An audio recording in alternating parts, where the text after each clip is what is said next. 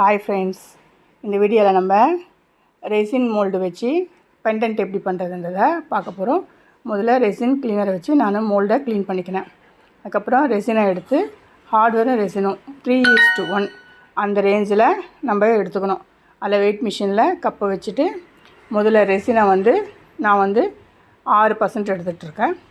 அதுக்கப்புறம் திருப்பியும் 0 கொண்டு வந்துட்டு திருப்பியும் அதை ஹார்ட்னரை 2% 3:1 எடுத்துக்கிட்டு அதுக்கப்புறம் அதை நல்லா மிக்ஸ் பண்ணிக்கணும்.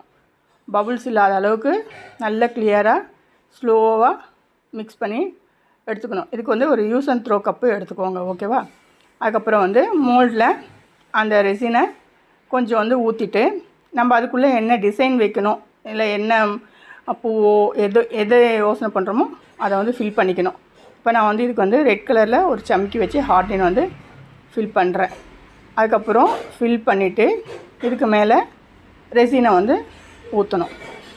ஊற்றி எடுத்துகிட்டு அதை அப்படியே விட்டுறணும் ஃபில் பண்ணிவிட்டு. அதுக்கப்புறம் அதே மாதிரி மற்றது எல்லாமே நம்ம ஐடியாவுக்கு ஏற்ற மாதிரி, க்ரியேட்டிவ் ஐடியாவுக்கு ஏற்ற மாதிரி நம்ம ஃபில் பண்ணிக்கலாம். இது ட்ரெஸ்ஸுக்கு மேட்ச் ஆகிற மாதிரி கூட நம்ம எல்லாத்தையும் செஞ்சுக்கலாம். நம்ம ஐடியா பண்ணி கம்மல், ரிங்கு, அதுக்கப்புறம் ப்ரேஸ்லெட்டு, பெண்டன்ட்டு, நெத்திச்சுட்டி எல்லாமே நம்ம இதில் ட்ரெஸ்ஸுக்கு மேட்சாக பண்ணிக்கலாம். இந்த மாதிரி யாருக்குன்னா தேவைப்பட்டாலும் என்னை கமெண்ட்டில் தெரியப்படுத்தினீங்கன்னா நான் உங்களுக்கு எப்படி ஆர்டர் கொடுக்கணுன்றத நான் சொல்லுவேன் உங்களுக்கு. இப்போ நான் நெக்ஸ்ட்டு பேப்பரை வச்சேன். இப்போ தேர்டு ஸ்டார் சம்கி இருக்கும் பார்த்தீங்களா, அதை வச்சு ஃபில் பண்ணுறேன். டபுள் கலரை மிக்ஸ் பண்ணி பண்ணுறேன். நெக்ஸ்ட்டு அது மேலே திருப்பியும் நம்ம ரெசினை ஃபில் பண்ணி வச்சிடணும். அப்போ அது ஃபோல்ட் கரெக்டாக நல்லா ஆகிடும். அதுக்கடுத்து காஞ்ச ரோஸஸ் எடுத்துருக்கேன் நான், ரோஸ் பெட்டல்ஸு. அதை சின்ன சின்னதாக கட் பண்ணிட்டு அதையும் அந்த மோல்டில் போட்டு அது மேலே ரெசினை ஃபில் பண்ணி விட்டுறேன்.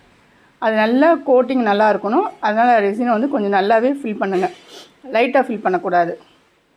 ஏன்னா அது உள்ளே இறங்குனதுமே உங்களுக்கு அடங்கிடும். அதுக்கப்புறம் சாமந்தி பூ எடுத்திருக்கேன்.